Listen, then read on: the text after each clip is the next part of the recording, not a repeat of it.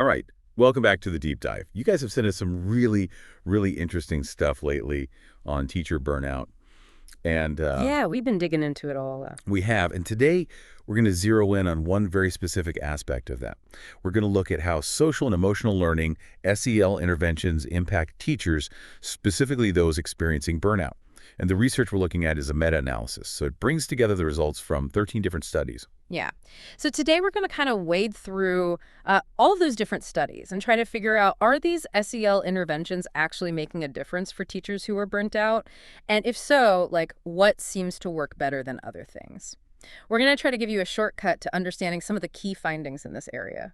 So just to give you a sense of what we're looking at, this meta-analysis included 13 empirical studies, all of them published in peer-reviewed journals, focused on psychology or education, or they were available through ProQuest dissertations and theses. And importantly, all of this research was published after 1995.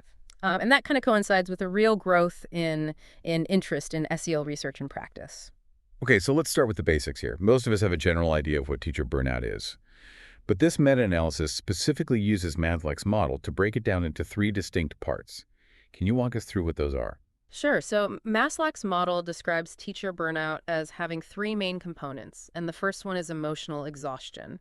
So that's, when teachers just feel completely drained, emotionally worn out, overextended. It's more than just feeling tired. It's a real sense of depletion of emotional resources. Okay, yeah, that resonates.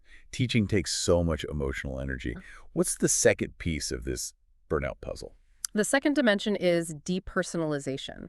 And sometimes people refer to this as cynicism. So this is when teachers start to develop, kind of negative detached feelings towards their students. And they might start to see students as, just sources of stress or even kind of as objects rather than, the individuals that they are. And that can lead to a real kind of emotional distance and kind of losing that initial enthusiasm they had for teaching. Yeah, wow. That sounds incredibly challenging, both for the teacher, obviously, and for the relationships with their students. What about that third component? The final dimension is reduced personal accomplishment. So this is basically a decline in the teacher's sense of competence and effectiveness in their job. So they start to feel like, they're not making a difference. They don't have the skills to handle things. They're not achieving anything meaningful. And, it's a real blow to their professional confidence. Okay, so you have this combination of feeling really emotionally empty, detached from your students, and like you're not accomplishing anything. Yeah. That's how this model defines burnout. Now, the meta-analysis highlights that the specific stresses teachers face tend to be socio-emotional in nature. What does that really mean in terms of their day-to-day experience? Well, it's really interesting if you think about the everyday pressures that teachers have to deal with, managing, diverse student behaviors, making, split-second decisions constantly, meeting a wide range of social and emotional needs in the students, all while, also managing their curriculum. All of these tasks really rely heavily on the teacher's own social and emotional resources. And research suggests that burnout often arises when there's a big mismatch between these really high socio-emotional demands and the support and resources that teachers have to deal with them. That could be things like school-based support systems, opportunities for collaboration, things like that. Gotcha. So that's why we've seen this increase in using SEL interventions that are specifically designed for teachers. Exactly. So over the past, decade or so, there's been a real surge in interventions aimed at boosting teachers' own social and emotional competencies, or SECs. The idea is that, if we can help teachers develop these skills, they'll be better able to cope with those unique, socio-emotional stressors that are part and parcel of the job. Makes sense.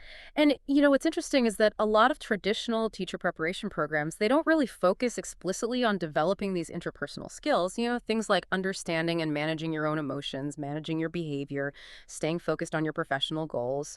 So these SEL interventions are really trying to fill an important gap. So, all right, let's get to the heart of it. What did this meta-analysis of 13 studies find about the overall impact of these SEL interventions on teacher burnout? Let's start with looking at the interventions that focused on interpersonal SEC. So things like self-awareness and self-management. What do they see there?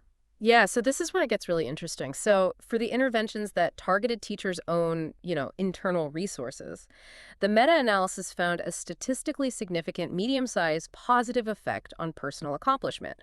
Now, I know effect sizes might sound a bit technical, but in this case, an effect size of G equals 0.45 means that there was a noticeable improvement in how teachers felt about their own competence and effectiveness. Hmm. It wasn't a tiny change. It suggests that these SEL programs are likely making a real and meaningful difference in how capable teachers feel in their roles. Okay, that's really encouraging, Hmm. especially since that feeling of not accomplishing anything is such a core part of burnout. What about the other dimensions of burnout, like emotional exhaustion and depersonalization? Did those interpersonal interventions make a difference there? Yeah, so for emotional exhaustion, the meta-analysis found a statistically significant medium-sized negative effect. The effect size was G 0.37. And that suggests that these interventions led to a reduction in those feelings of emotional drain and depletion that are so characteristic of burnout. Okay. So basically, teachers were reporting feeling less emotionally worn out after participating in these That's interventions. like it's good.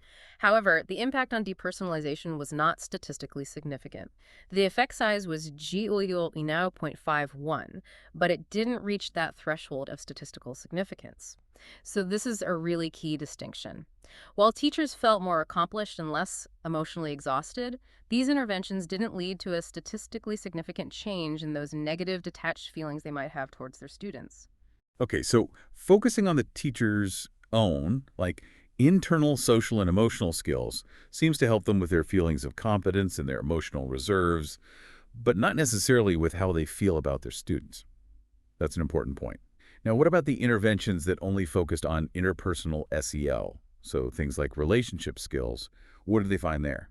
Well, the picture is a bit different here. So, for the interventions that focused only on developing teachers' abilities to interact with others, especially their students, the meta analysis didn't find any statistically significant impact on overall burnout or on any of the three dimensions of burnout. Hmm. In fact, the trends, although not statistically significant in this particular set of studies, they actually pointed toward increased burnout and emotional exhaustion and decreased personal accomplishment.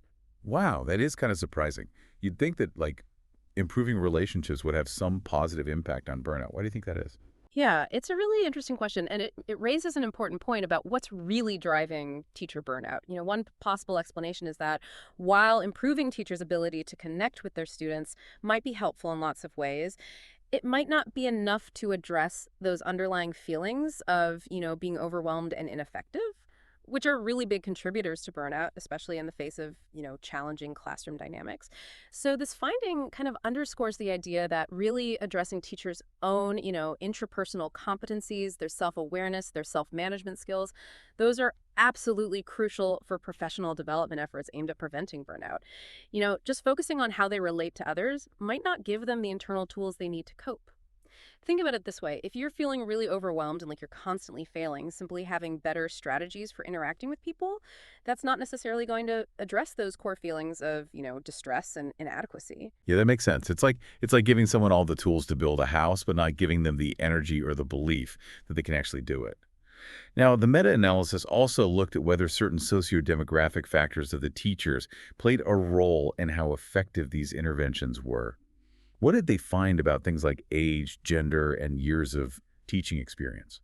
Well, interestingly, the meta regression analyses didn't find any significant effects for age, gender, or years of teaching experience on the effectiveness of these interventions.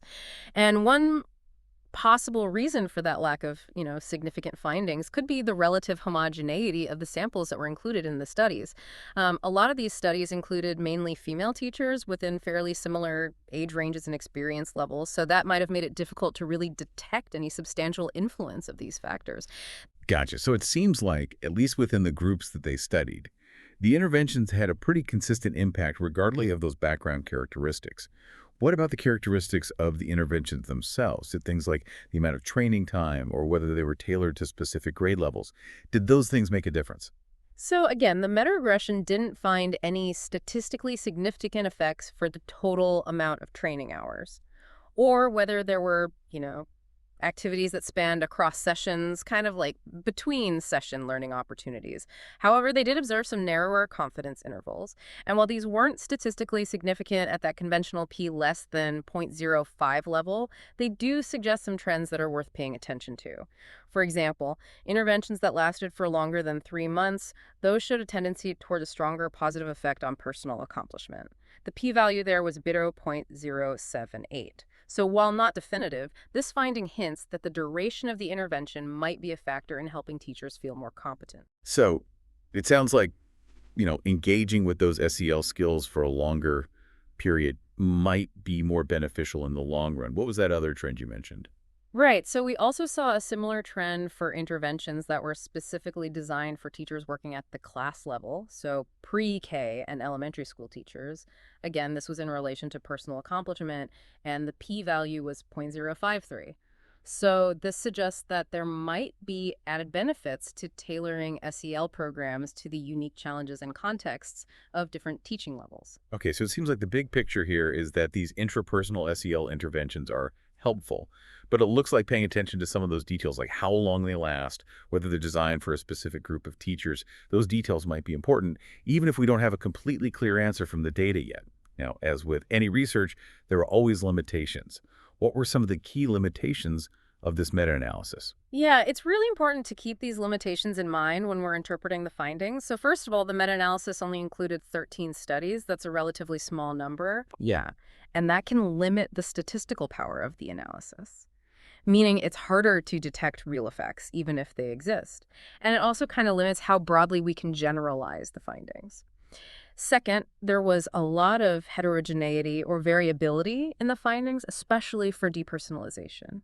That means the results for the impact of SEL on depersonalization were kind of all over the place across those 13 studies. Some showed decreases, some showed increases, and that inconsistency makes it harder to draw really firm conclusions about that specific aspect of burnout. Also, all of the studies relied on teachers' self-reported experiences of burnout, and that can, obviously be influenced by various biases.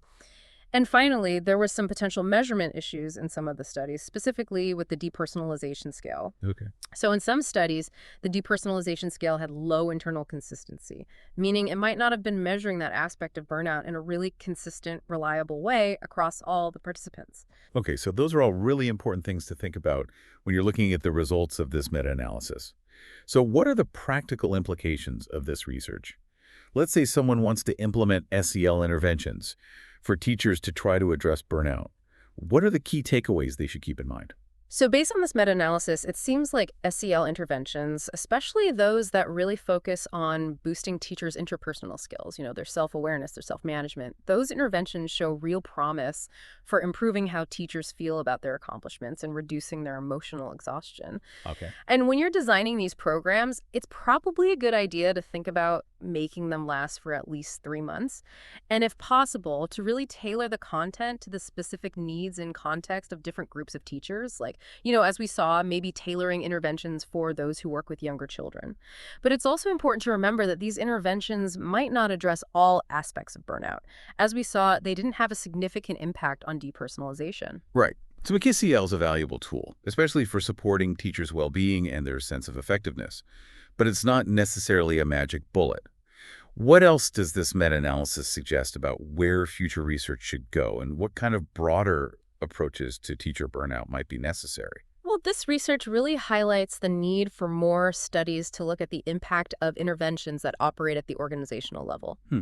So things like reducing teacher workload, providing more opportunities for collaboration and peer support, enhancing administrative support. All of those things could be really important for addressing the systemic factors that contribute to burnout. And it might be that the most effective approaches are multifaceted, combining individual SEL support with these kinds of organizational changes.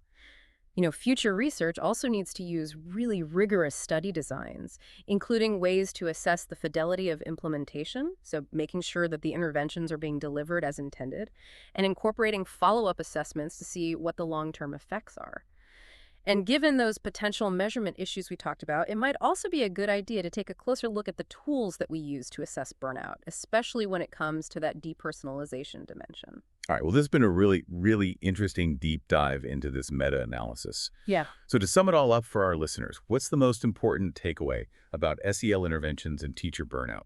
I think the bottom line is that SEL interventions, especially those that prioritize building teachers' inner resources, their ability to understand and manage their own emotions and their actions, these can be really valuable tools in our efforts to address burnout. They seem to be particularly effective for boosting teachers' sense of accomplishment in their work and for reducing their emotional strain. And while it doesn't seem like it's, a cure-all for every aspect of burnout, especially those, feelings of detachment from students, these findings definitely provide some important guidance for how we can better support the well-being and effectiveness of our educators. Absolutely. And it really leads us to think about, given what we've learned here, what kinds of broader, system level changes beyond these individual focused interventions might be necessary to really tackle the root causes of teacher burnout. That's a question worth pondering for anyone who cares about, the health and success of our education system. It is. Well, thank you so much for sharing your expertise with us on this important topic. And thanks to you, our listeners, for sending this research our way. We hope this has been a helpful shortcut to understanding this really complex issue.